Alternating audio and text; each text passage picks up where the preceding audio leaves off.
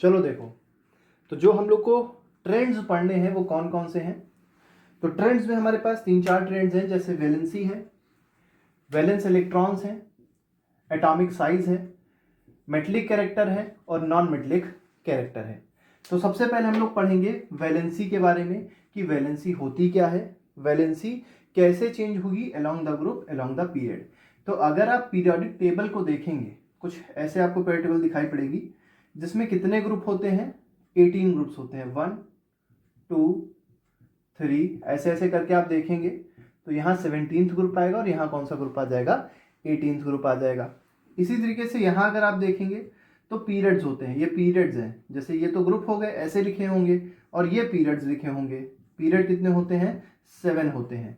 ये पीरियड 1 है, this is period 2, this is period 3 dot dot dot, this is period 7। ठीक है, ये क्या है, ये ग्रुप 1 है, ये क्या है, ग्रुप 2 है। ठीक है, ये 17th हो गया और ये 18th हो गया। अब मान लो अगर बात करी जाए कि फर्स्ट ग्रुप एलिमेंट में जितने भी हमको एलिमेंट्स दिखाई पड़ रहे हैं, फर्स्ट ग्रुप एलिमेंट को सब लोग देखो, फर्स्ट ग्रुप को जब देखोगे तो इसके अंदर जितने भी एलिमेंट्स दिखाई पड़ेंगे, ठीक है, फर्स्ट ग्रुप मतलब ये, इसके अंदर जितने भी एलिमेंट्स होते हैं उनकी एक प्रॉपर्टी होती है क्या, कि यहाँ पे जब पहला एलिमेंट आप देखेंगे तो उसका इलेक्ट्रॉनिक कन्फिगरेशन में सिर्फ 1 आएगा, दूसरे में देखेंगे तो 2,1 आएगा, तीसरे में देखेंगे तो 2,8,1 आएगा, फिर देखेंगे तो 2,8,8,1 आएगा और इस तरीके से प्रॉपर्टी हमारी चेंज होती रहती है। ठीक है, अब समझिए क्या हमको समझना है कि सभी में हमने क्या देखा कि आउटर मोस्ट शेल में जो इलेक्ट्रॉन्स है वो कितने हैं, 1 है। सभी के आउटर मोस्ट शेल में जो इलेक्ट्रॉन्स हैं 1 है, इसका मतलब जब हम लोग डाउन द ग्रुप मूव करेंगे तो वैलेंस इलेक्ट्रॉन क्या रहेंगे, सेम रहेंगे, वैलेंस इलेक्ट्रॉन में कोई चेंज नहीं होगा। और वैलेंस इलेक्ट्रॉन ही क्या डिसाइड करते हैं किसी भी एलिमेंट की, वैलेंसी। ठीक है, इसका मतलब क्या हुआ कि डाउन द ग्रुप आने पर वैलेंसी हमेशा क्या रह रही है, सेम रह रही है। पहली तो बात आपको समझ में आनी चाहिए। हम लोग पहले डाउन द ग्रुप की ही बात कर लेते हैं, फिर अलोंग द पीरियड की बात कर लेंगे। ठीक है, अब देखो तो हमको पता चला वैलेंसी जो होगी वो डाउन द ग्रुप आने पे क्या रहेगी, सेम रहेगी, उसमें कोई भी चेंज नहीं होगा। वैलेंसी का मतलब क्या होता है, combining capacity of an element is called valency. अब जैसे किसी के पास आउटर मोस्ट शेल में 1 इलेक्ट्रॉन है तो ये अपने को स्टेबल करने के लिए क्या करेगा, ये 1 इलेक्ट्रॉन लूज कर देगा। कितने इलेक्ट्रॉन लूज किए, 1, इसीलिए इसकी वैलेंसी क्या है, 1। अगर यहां देखा जाए कितने इलेक्ट्रॉन लूज करेगा, 1 इलेक्ट्रॉन, तो इसकी वैलेंसी भी क्या हो जाएगी, 1 हो जाएगी। तो जितने इलेक्ट्रॉन कोई भी एलिमेंट लूज करे या जितने इलेक्ट्रॉन कोई भी एलिमेंट गेन करे, जो भी इजी हो, वही उसकी क्या होती है, वैलेंसी होती है। ठीक, तो वैलेंसी हमने पढ़ी, डाउन द ग्रुप क्या होती है, सेम रहती है। अगले पे आते हैं। अगला हमारे पास है एटॉमिक साइज। अब समझो एटॉमिक साइज में समझो क्या होगा। एटॉमिक साइज किस पे डिपेंड करती है, नंबर ऑफ ऑर्बिट्स पे डिपेंड करती है। ठीक है, नंबर ऑफ शेल्स पे डिपेंड करती है। जैसे यहां देखोगे, यहां पे कितनी शेल्स हैं, एक शेल है, सिर्फ 1। ठीक है, सेकंड वाले में देखोगे कितनी शेल हो गई, 2 शेल्स हो गई। थर्ड वाले में देखोगे तो 2,8,1 होता है, इसका मतलब 3 शेल्स हो गई। फोर्थ में देखो कितनी शेल हो जाएंगी, ये ऐसे हो जाएगा तो 4 शेल्स हो जाएंगी। तो देखो जब एक शेल है तो उसका साइज भी छोटा हो, जैसे मान लो न्यूक्लियस है, ये एक शेल बनाई और इसमें क्या बना दिया, एक इलेक्ट्रॉन था, एक इलेक्ट्रॉन बना दिया। 2 शेल है, न्यूक्लियस बनाया, 2 शेल बना दी और कितने इलेक्ट्रॉन से आउटर मोस्ट शेल में, 1, और यहाँ कितने होंगे, 2। ऐसे ही तीसरा मान लीजिए बनाना है तो ये हो गया न्यूक्लियस, ये हो गई आउटर मोस्ट, ये हो गई इनर मोस्ट शेल जिसमें 2 इलेक्ट्रॉन। इसके बाद सेकेंड शेल जिसमें 8 इलेक्ट्रॉन्स, 4 5 6 7 और 8। इसके बाद तीसरी शेल जिसमें कितने इलेक्ट्रॉन होंगे, 1 इलेक्ट्रॉन होगा। तो इस तरीके से हम लोग ने क्या कर दिया, शेल्स को भी बना दिया। ठीक है, तो शेल्स हमने बनाई, शेल्स के साथ उसमें कितने इलेक्ट्रॉन्स थे उसको भी हम लोग ने बनाया। तो क्या देखा, हम लोग ने देखा कि जिसमें नंबर ऑफ जो पहला जो पीरियड है, या हम लोग अगर देखें कि डाउन द ग्रुप जैसे जैसे आ रहे हैं नई शेल्स ऐड होती जा रही है। पहले में कितनी शेल थी, 1, दूसरे में कितनी शेल है, 2, तीसरे में कितनी शेल है, 3। जब नई शेल ऐड होती जाएगी तो आपको समझना है साइज क्या होता जाएगा, एलिमेंट का इंक्रीज होता जाएगा। कि मतलब हुआ ये कि अगर हम लोग डाउन द ग्रुप मूव करते हैं, ठीक है, तो साइज क्या हो जाता है, बढ़ जाता है। साइज क्या होता है, size increases as we move down the group. कारण क्या है, रीजन क्या है, रीजन ये है कि नंबर ऑफ शेल्स ऐड होती चली आती हैं। ठीक है, यहाँ पे कितनी शेल है, 1 है, यहाँ कितनी शेल है, 2, यहाँ 3 है, एंड सो ऑन। इस तरीके से शेल इंक्रीज होती जाएंगी, तो एटॉमिक साइज भी क्या होता जाएगा, बढ़ता जाएगा। तो ये तो हमने बात करी अलोंग दी ग्रुप की, और किसकी, 2 ग्रुप, मतलब फर्स्ट ग्रुप के एलिमेंट्स की बात करी।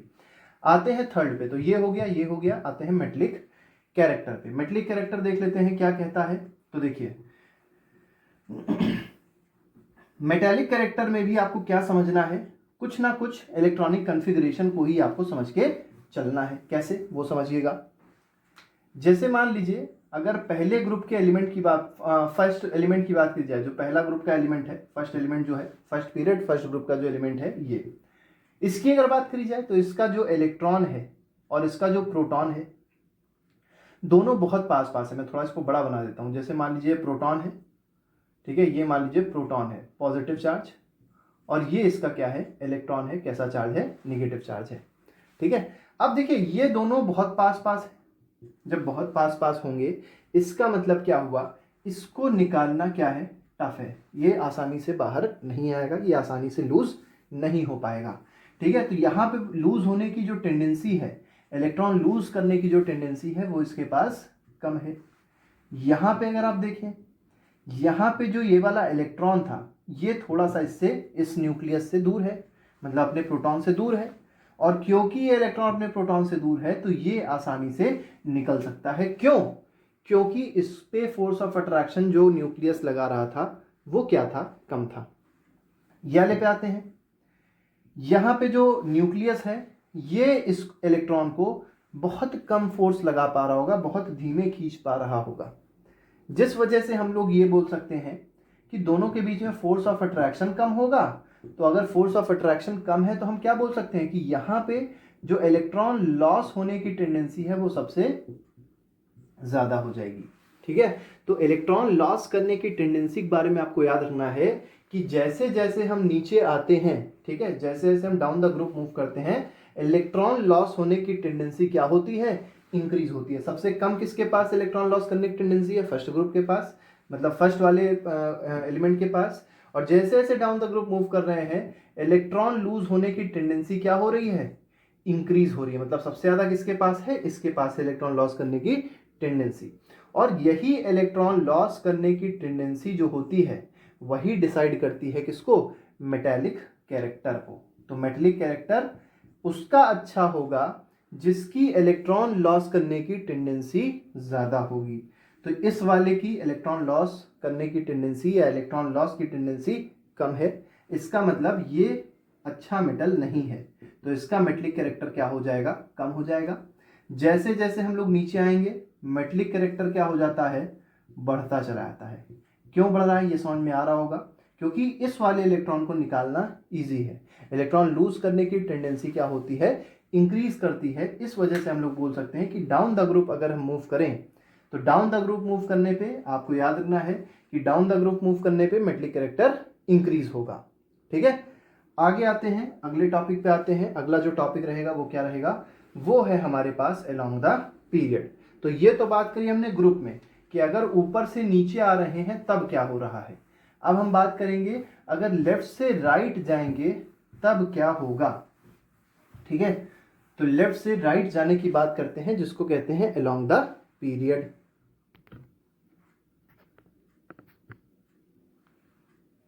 अब सब लोग यहाँ पे देख सकते हैं कि हमारे पास कई सारे एलिमेंट्स हैं, और ये एलिमेंट किस पीरियड के हैं, तो हमने सेकेंड पीरियड के एलिमेंट्स को लिख लिया।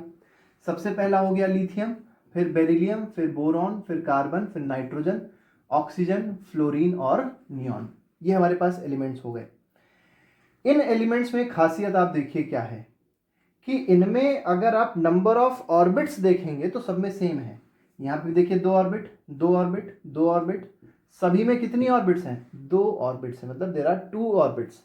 तो जो भी एलिमेंट सेकेंड पीरियड से बिलोंग करते हैं उसमें कितनी ऑर्बिट्स होती हैं, 2 होती हैं। इसका मतलब क्या हुआ, जो भी एलिमेंट थर्ड पीरियड से बिलोंग कर रहे होंगे उनमें कितनी ऑर्बिट्स होंगी, 3 होंगी। सिमिलरली फोर्थ पीरियड वाले कितनी ऑर्बिट्स होंगी, 4 होंगी। फर्स्ट पीरियड वाले में कितनी ऑर्बिट्स होंगी, 1 होंगी। तो इस तरीके से सबसे पहले तो हमको ये चीज समझ में आनी चाहिए।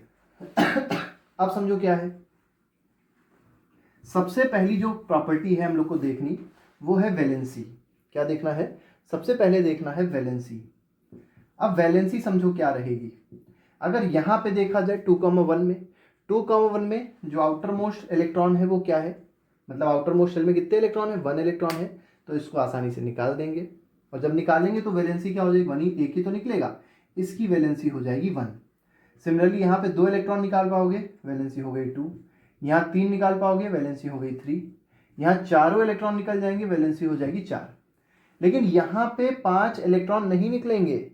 यहाँ क्या होगा, इस वाले नाइट्रोजन में क्या होगा, ये 2 इलेक्ट्रॉन को 3 इलेक्ट्रॉन को क्या करेगा, गेन करेगा, क्योंकि इसके आउटर मोस्ट शेल में कितने इलेक्ट्रॉन है, 5 इलेक्ट्रॉन है।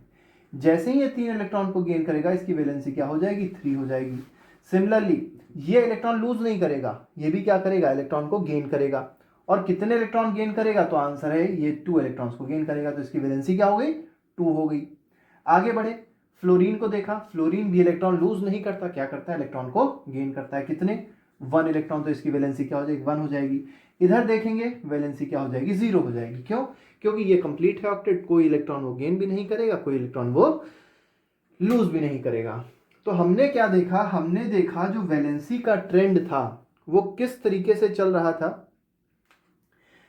बेटा ये जो 4 है, जो 4 होता है, जो कार्बन को अगर देखा जाए, ये एक एक्सेप्शनल केस यहाँ पे कह सकते हो, क्योंकि ये 4 इलेक्ट्रॉन लूज भी कर सकता है, 4 इलेक्ट्रॉन गेन भी कर सकता है। तो दोनों में से कोई भी अगर ये काम करेगा तो इसकी वैलेंसी क्या रहेगी, इसकी वैलेंसी 4 ही तो रहेगी, वैलेंसी में कोई चेंज नहीं आ सकता। हम फिलहाल यहाँ पे वैलेंसी की बात कर रहे हैं। तो वैलेंसी में हमने देखा 1 2 3 4, ठीक है, 1 2 3 4 का मतलब वैलेंसी पहले इंक्रीज हो रही है, ठीक है। और उसके बाद देखिए क्या हो गया, 4 3 2 1 0, इसका मतलब दोबारा क्या हो रही है, डिक्रीज हो रही है।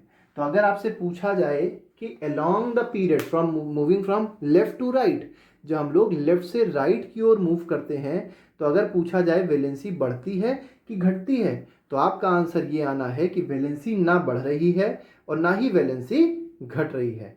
क्या चेंज हो रहा है वैलेंसी में, वैलेंसी पहले इंक्रीज करती है और दोबारा उसके बाद में क्या होती है, डिक्रीज होती है। तो ये बात आपको समझ में आनी चाहिए कि valency first increases then it decreases, ठीक है। तो ये तो बात हुई हमारी किसकी, वैलेंसी की बात हुई। वैलेंस इलेक्ट्रॉन की बात करी जाए तो वैलेंस इलेक्ट्रॉन क्या है, आउटर मोस्ट शेल में जो इलेक्ट्रॉन होते हैं उसको वैलेंस इलेक्ट्रॉन कहते हैं। तो 1 2 3 4 5 6 7 और 8, तो वैलेंस इलेक्ट्रॉन लगातार क्या होते जा रहे हैं, बढ़ते जा रहे हैं। इसके बाद अगर बात करी जाए तो हम लोग ने इसकी बात करी, अब बात करते हैं मेटालिक कैरेक्टर से पहले एटॉमिक साइज की। तो देखिए एटॉमिक साइज को कैसे एक्सप्लेन किया जाएगा उसको समझिएगा। तो वैलेंसी आपने देखी, वैलेंसी पहले इंक्रीज करेगी और फिर क्या होगी, डिक्रीज करेगी। अगर एटॉमिक साइज की बात करी जाए, मान लीजिए एटॉमिक साइज की बात करते हैं, एटॉमिक साइज की बात करें तो एटॉमिक साइज में आप देखेंगे, आप देख पा रहे थे 2,1 2,2 2,3, इस तरीके से इन लोग का इलेक्ट्रॉनिक कन्फिग्रेशन था। यहाँ देखेंगे 2,5 हो जाएगा एंड सो ऑन, ठीक। समझिएगा क्या इसमें समझना होता है हम लोग को। जैसे मान लीजिए न्यूक्लियस है, ये न्यूक्लियस है, ये फर्स्ट ऑर्बिट है, इसमें 2 इलेक्ट्रॉन्स हैं। ये सेकेंड ऑर्बिट है, इसमें कितने इलेक्ट्रॉन है, 1 इलेक्ट्रॉन है, ठीक है। आगे बढ़ते हैं, ये न्यूक्लियस है, ये फर्स्ट ऑर्बिट है, जैसे मान लीजिए ये वाला है, इसमें 2 इलेक्ट्रॉन्स हैं। ये सेकेंड ऑर्बिट है, इसमें भी कितने इलेक्ट्रॉन्स हैं, 2 इलेक्ट्रॉन्स हैं। अब अगर आपसे पूछा जाए बताओ चार्ज कहाँ ज़्यादा है, तो आप कहेंगे यहाँ पे 3 निगेटिव चार्जेस हैं, मतलब 3 इलेक्ट्रॉन्स हैं, तो यहाँ 3 क्या होंगे, प्रोटॉन्स होंगे। सिमिलरली अगर यहाँ बोला जाए तो यहाँ पे 4 प्रोटॉन्स हैं, तो यहाँ 4 इलेक्ट्रॉन्स भी होंगे। इसका मतलब क्या हो गया कि जो आउटर मोस्ट शेल है, ठीक है, अगर ध्यान से देखो तो ये क्या करेगा, ये न्यूक्लियस के अंदर एक प्रॉपर्टी आ जाएगी फोर्स ऑफ अट्रैक्शन की। ये क्या करेगा, इन इलेक्ट्रॉन्स को अपनी तरफ खींचने की कोशिश करेगा, किसको, आउटर मोस्ट इलेक्ट्रॉन को, और इसको, सभी को, सभी इलेक्ट्रॉन्स को क्या करेगा, अपनी तरफ खींचेगा। और किससे खींचेगा, फोर्स ऑफ अट्रैक्शन। तो जैसे जैसे तुम राइट में जाते जाओगे, जैसे जैसे हम लोग किधर जाते हैं, राइट में जाते जाएंगे, हम लोग क्या देखेंगे, राइट में जाने पर जो नंबर ऑफ चार्जेस है वो इंक्रीज कर रहे हैं। और क्योंकि नंबर ऑफ चार्जेस इंक्रीज कर रहे हैं तो हम लोग कह सकते हैं फोर्स ऑफ अट्रैक्शन भी क्या हो रहा है, इंक्रीज हो रहा है। फोर्स ऑफ अट्रैक्शन इंक्रीज है, जैसे मान लो इतना बड़ा था, न्यूक्लियस बीच में था, उसने हमको खींचा, हम छोटे हो गए, और खींचा हम और छोटे हो गए। ठीक है, इसका मतलब जितना ज्यादा फोर्स ऑफ अट्रैक्शन बढ़ता जाएगा उतना ही साइज क्या होता जाएगा, साइज उतना ही कम होता जाएगा। और फोर्स ऑफ अट्रैक्शन किस पे डिपेंड करता है, तो नंबर ऑफ इलेक्ट्रॉन्स पे डिपेंड करता है किसी भी शेल में।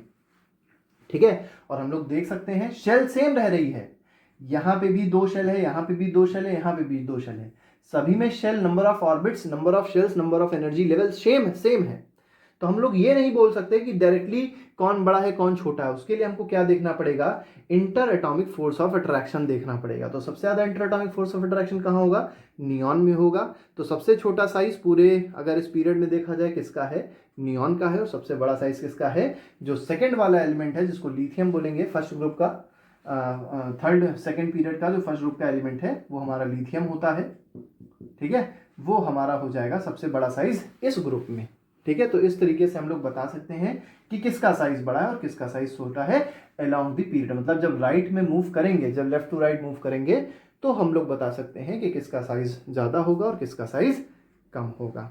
ठीक है, तो ये तो बात हुई एटॉमिक साइज की। एटॉमिक साइज के बाद एक आखिरी प्रॉपर्टी पढ़ लेते हैं जिसका नाम क्या है, मेटेलिक कैरेक्टर है। अब मेटेलिक कैरेक्टर समझो क्या है, मतलब अगर अलोंग द पीरियड देखा जाए मेटेलिक कैरेक्टर क्या होता है, तो देखो जैसे एटॉमिक साइज था, अब समझो बहुत ध्यान से क्या समझना है कि यहां पे अगर देखा जाए मेटेलिक कैरेक्टर की अगर बात करें, ठीक है, ये वाला इलेक्ट्रॉन ज्यादा टाइटली बाउंडेड है कि ये वाला इलेक्ट्रॉन ज्यादा टाइटली बाउंडेड है। ठीक, समझो इस चीज को, यहां पे 2,1 है, यहां 2,2 है, यहां 2,3 है, ऐसे ऐसे करके बढ़ रहा है। इसका मतलब ये वाले इलेक्ट्रॉन्स टाइटली बाउंडेड नहीं है, ये वाले इलेक्ट्रॉन्स टाइटली बाउंडेड है। क्यों, अभी हमने बताया था जितने ज्यादा इलेक्ट्रॉन्स होंगे किसी शेल में उतना ही ज्यादा उस पर फोर्स ऑफ अट्रैक्शन लग रहा होगा। मतलब ये हुआ कि इस वाले इलेक्ट्रॉन पे और इस वाले इलेक्ट्रॉन पे जो फोर्स ऑफ अट्रैक्शन लग रहा है न्यूक्लियस के द्वारा वो ज्यादा है। ठीक है, यहाँ पे फोर्स ऑफ अट्रैक्शन ज्यादा लग रहा है, ठीक है, इस वाले इलेक्ट्रॉन और इस वाले इलेक्ट्रॉन पे। लेकिन अगर इस वाले इलेक्ट्रॉन में देखा जाए तो फोर्स ऑफ अट्रैक्शन क्या लग रहा है, कम लग रहा है। क्यों कम लग रहा है, कम इसलिए लग रहा है क्योंकि यहाँ पे कितने इलेक्ट्रॉन है, 3 इलेक्ट्रॉन 3 प्रोटॉन, जो फोर्स ऑफ अट्रैक्शन होगा वो कम होगा। यहाँ कितने इलेक्ट्रॉन्स थे, तो इस केस में जो नंबर ऑफ इलेक्ट्रॉन्स थे वो थे 4। अब 4 इलेक्ट्रॉन्स हैं, इसका मतलब यहाँ पर और यहाँ पर जो फोर्स ऑफ अट्रैक्शन लग रहा होगा वो क्या हो जाएगा, ज्यादा हो जाएगा। याद रखिएगा ये कॉन्सेप्ट तभी लगाइएगा जब नंबर ऑफ शेल्स सेम रहते हैं। अगर नंबर ऑफ शेल्स ही बढ़ रहे होते तो हम लोग डायरेक्ट बता सकते कि किसका साइज ज्यादा है किसका साइज कम है, लेकिन क्योंकि नंबर ऑफ शेल्स दोनों में सेम है तो हम लोग ये नहीं बता सकते कि मेटेलिक कैरेक्टर या साइज किसका ज्यादा होगा किसका कम होगा। उसके लिए हम लोग हेल्प किसकी लेते हैं, फोर्स ऑफ अट्रैक्शन की लेते हैं। तो अगर आपसे पूछा जाए ज्यादा टाइटली बाउंडेड इलेक्ट्रॉन कौन सा है तो आप कहेंगे ये वाला है। ये वाला कैसा है, लूजली बाउंडेड है। इसका मतलब ये हुआ कि ये लूजली बाउंडेड है तो ये अच्छा मेटल है, क्योंकि आसान है ना, इससे इस वाले से इलेक्ट्रॉन निकालना इजी है, इस वाले से इलेक्ट्रॉन निकालना टफ है। इसका मतलब अच्छा मेटल कौन सा है, ये मेटल जो होगा ये अच्छा होगा। तो मेटेलिक प्रॉपर्टी इसकी ज्यादा है। और यहां पे आप देखेंगे तो इसकी मेटेलिक प्रॉपर्टी क्या हो जाएगी, इसकी मेटेलिक प्रॉपर्टी कम होगी। कुल मिला जुला के हमको ये पता चल रहा है कि जैसे जैसे हम लोग राइट में मूव करते हैं, राइट साइड की तरफ जैसे जैसे हम लोग मूव करते जाते हैं, जो मेटेलिक प्रॉपर्टी होती है वो क्या होती जाती है, डिक्रीज होती आती है। मतलब अगर ऐसे मूव करोगे बेटा, ठीक है, अगर मान लो राइट साइड में मूव कर रहे हो तो मेटेलिक प्रॉपर्टी जो होगी, जैसे मान लो कोई ऐसे मूव कर रहा है इस तरफ की ओर, ठीक है, तो जो मेटेलिक प्रॉपर्टी होगी वो क्या होती जाएगी, वो रिड्यूस होती जाएगी। इसका मतलब सबसे अच्छा मेटल कौन सा है, ये है। सबसे बेकार मेटल कौन सा है, वो ये मेटल है ही नहीं, तो नॉन मेटल है ना। ठीक है, तो इस तरीके से हम लोग ने मेटेलिक प्रॉपर्टी देखी। और मेटेलिक प्रॉपर्टी का ही उल्टा क्या होता है, नॉन मेटेलिक प्रॉपर्टी होती है। नॉन मेटेलिक प्रॉपर्टी में क्या आपको देखना है, यहां पे देखो कितने इलेक्ट्रॉन्स थे, यहां पे आउटर मोस्ट शेल में 1 इलेक्ट्रॉन था, तो इसको कितने इलेक्ट्रॉन चाहिए, 7 इलेक्ट्रॉन चाहिए। इसको कितने इलेक्ट्रॉन चाहिए, 6 इलेक्ट्रॉन चाहिए। इसको कितने चाहिए, 5 चाहिए। ठीक है, इसको कितने चाहिए, 4 इलेक्ट्रॉन्स चाहिए। मतलब एक्सेप्ट कितने करेगा, 4 इलेक्ट्रॉन्स। अब बताओ 7 इलेक्ट्रॉन एक्सेप्ट करना आसान है कि 4 इलेक्ट्रॉन, कि यहाँ पे अगर देखोगे तो 3 इलेक्ट्रॉन, यहाँ पे देखोगे 2 इलेक्ट्रॉन, यहाँ पे देखोगे 1 इलेक्ट्रॉन।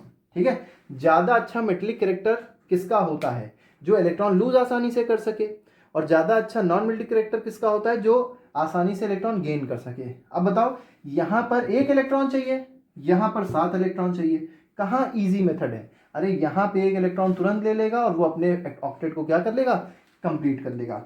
तो अगर देखा जाए सबसे अच्छा मेटल कौन सा है, सबसे अच्छा नॉन मेटल कौन सा है, तो वो हो जाएगा फ्लोरीन। क्यों?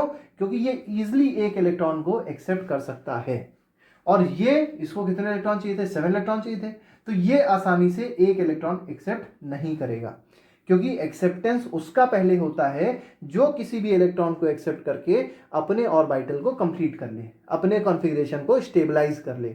ये नहीं कर पाएगा इलेक्ट्रॉन एक इलेक्ट्रॉन एक्सेप्ट करके, लेकिन ये 1 इलेक्ट्रॉन करके तुरंत कर लेगा अपने को स्टेबलाइज।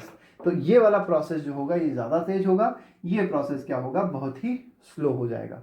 तो इलेक्ट्रॉन एक्सेप्ट करने की टेंडेंसी किसकी ज़्यादा है, फ्लोरीन की, नियॉन की, इन लोग की इलेक्ट्रॉन टेंडेंसी, मतलब नियॉन को तो छोड़ ही दीजिए, तो इनर्ट गैस है, वो तो अलग ही केस है। अगर फ्लोरीन को देखा जाए तो इलेक्ट्रॉन गेन करने की टेंडेंसी फ्लोरीन की सबसे ज़्यादा होगी, और सबसे कम किसकी होगी, लिथियम की हो जाएगी।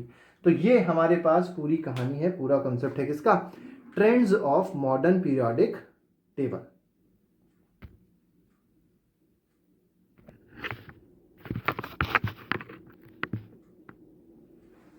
तो छोटा सा टॉपिक बचा हुआ है, इलेक्ट्रोपॉजिटिव और इलेक्ट्रोनिगेटिव। इलेक्ट्रोपॉजिटिव का मतलब होता है मेटल्स, ठीक है। इलेक्ट्रोनिगेटिव कौन होते हैं, ये होते हैं नॉन मेटल्स, ठीक है। इलेक्ट्रोपॉजिटिव कौन है, मेटल्स हैं, और इलेक्ट्रोनिगेटिव कौन है, नॉन मेटल्स हैं, ठीक है। अब इलेक्ट्रोपॉजिटिव में अगर देखोगे, इलेक्ट्रोपॉजिटिव में तो क्या हमको मिलेगा, मेटल्स मिलेंगे। इसका मतलब क्या हुआ, इसका मतलब ये हुआ, इसका मतलब बहुत सिंपल सा है। देखिए क्या इसका मतलब है, इसका मतलब ये है कि मेटल्स की प्रॉपर्टी क्या होती है। जैसे मान लीजिए कोई मेटल है सोडियम, इसका इलेक्ट्रॉनिक कन्फिग्रेशन क्या होता है, 11 होता है। तो इसका जब आप इलेक्ट्रॉनिक कन्फिग्रेशन, एटॉमिक नंबर 11 है, इलेक्ट्रॉनिक कन्फिग्रेशन हो जाएगा 2,8,1। ये आसानी से 1 इलेक्ट्रॉन क्या कर देगा, लूज कर देगा। और जब इससे आसानी से 1 इलेक्ट्रॉन लूज हो जाएगा तो हम लोग क्या बोल सकते हैं, हम लोग बोल सकते हैं कि इस पे जो आयन बनेगा, इसका सोडियम का जो आयन बनता है वो कैसा हो जाएगा, Na+ के फॉर्म में हो जाएगा। इसीलिए सोडियम को क्या बोलते हैं, इसीलिए मेटल को क्या बोलते हैं, इलेक्ट्रोपॉजिटिव बोलते हैं, इलेक्ट्रोपॉजिटिव बोलते हैं, ठीक है। और अगर मान लीजिए इलेक्ट्रोनिगेटिव की बात करी जाए तो जितने नॉन मेटल्स होते हैं, नॉन मेटल्स को हम लोग क्या बोलते हैं, they are electronegative in nature, ठीक है। इसका मतलब क्या हुआ, जैसे मान लो नॉन मेटल है फ्लोरीन, एटॉमिक नंबर क्या होता है, 9 होता है ना, ठीक है। 2,7 इसका इलेक्ट्रॉनिक कन्फिग्रेशन हो जाएगा। ये क्या करेगा, 1 इलेक्ट्रॉन गेन कर लेगा। जब फ्लोरीन 1 इलेक्ट्रॉन गेन करेगा तो ये किस तरीके का आयन बनाएगा, निगेटिव आयन बनाएगा। देखो F-1 बनाया इसने। इसीलिए क्या बोला गया, इसीलिए बोला गया कि जो फ्लोरीन था, जितने नॉन मेटल्स होते हैं वो कैसे होते हैं, इलेक्ट्रोनिगेटिव इन नेचर होते हैं। तो याद रखना है सबको कि जो मेटल्स होते हैं they are electropositive in nature, जो नॉन मेटल्स होते हैं they are electronegative in nature, ठीक है। तो ये 2 बातें आपको याद रखनी है कि जो मेटल्स हैं वो कैसे हैं, इलेक्ट्रोपॉजिटिव हैं, जो नॉन मेटल्स हैं वो कैसे हैं, इलेक्ट्रोनिगेटिव हैं। तो नॉन मेटल्स कैसे हो जाएंगे, इलेक्ट्रोनिगेटिव हो जाएंगे, ठीक है। और अगर आपसे पूछा जाए सबसे ज़्यादा इलेक्ट्रोनिगेटिव मेटल, नॉन मेटल कौन सा है, तो आप आंसर देंगे फ्लोरीन। फ्लोरीन सबसे ज़्यादा इलेक्ट्रोनिगेटिव एलिमेंट होता है, ठीक है।